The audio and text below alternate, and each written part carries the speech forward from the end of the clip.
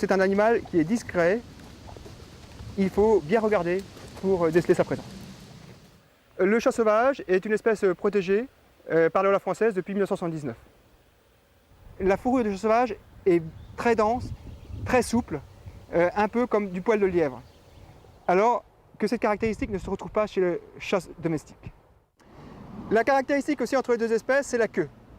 Le chat sauvage a une queue épaisse, annelée, terminée par un manchon noir. La queue présente entre 2 et 5 anneaux, et les anneaux terminaux ici sont toujours complets. Tandis que le chat domestique, vous voyez, a une queue effilée et de nombreux anneaux qui sont souvent imparfaits et qui ne se referment pas sur la partie inférieure de la queue. Le chat sauvage, finalement, est souvent décrit comme une espèce qui vit dans les forêts profondes, inaccessibles. En fait, c'est totalement faux. Ici, en Lorraine, il est tout à fait possible de voir l'espèce. Et il y a 2 périodes, en fait, dans notre région où l'espèce se laisse facilement observer. C'est au moment du rut, en janvier-février. Les animaux sont assez mobiles, on les observe. Et puis, surtout, à cette époque, ici, au mois de juin, lors de la fenaison. On coupe les foins et les animaux peuvent être dès la fin de l'après-midi dehors en train de chasser dans les prairies. Alors ils chassent les animaux qui trouvent refuge sous les andins de foin ou les animaux qui ont été tués par le machinisme agricole.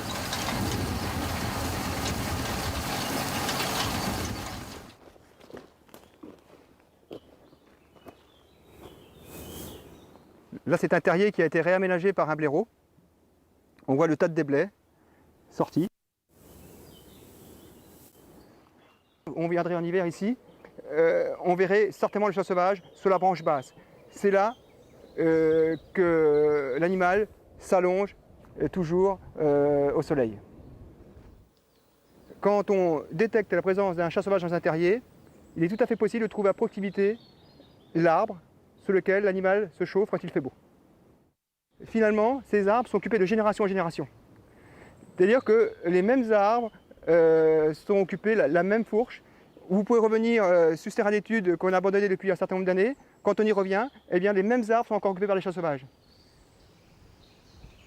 Et justement, il ne faut pas lever les yeux, il faut plutôt regarder par terre. Parce que quand l'arbre est couvert de lierre, l'animal, en montant dans l'arbre, laisse tomber des feuilles qui se régénèrent au sol. Et c'est justement au pied de cet arbre où il y a des feuilles qu'il faut lever les yeux et découvrir le chat sauvage.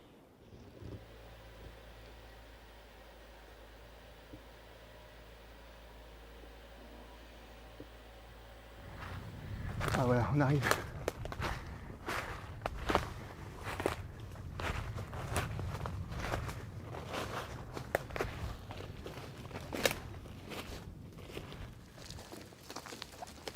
Là, ça serait plutôt une gueule occupée par les chats sauvages, vous voyez. Vous voyez ici, vous voyez, on voit une gueule de terrier. Vous voyez, ça correspond plutôt à un abri utilisé par les chats sauvages.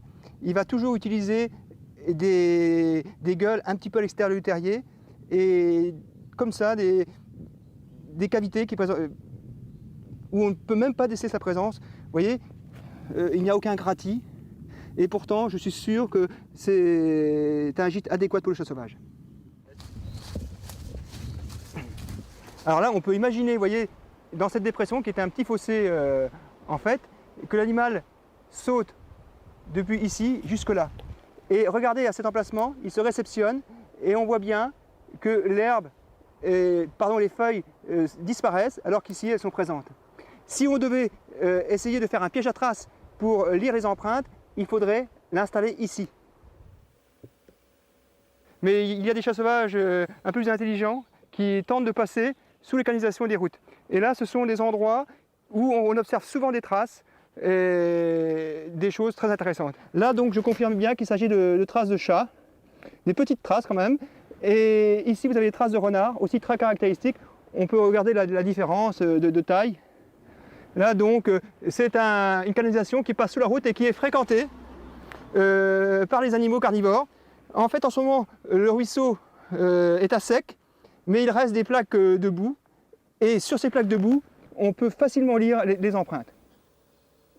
J'ai toujours aimé les carnivores. Ce sont des animaux fascinants. Les mammifères sont toujours des animaux malaisés quoi, pour à étudier. Et donc, on a recours à beaucoup de moyens indirects, et c'est ce qui me plaît. Finalement, il est difficile de voir l'animal comme ça, immédiatement. Eh bien, finalement, on va trouver une crotte, on va trouver des traces, une coulée, on va imaginer l'animal qui évolue dans la nature, on va finir par le rencontrer.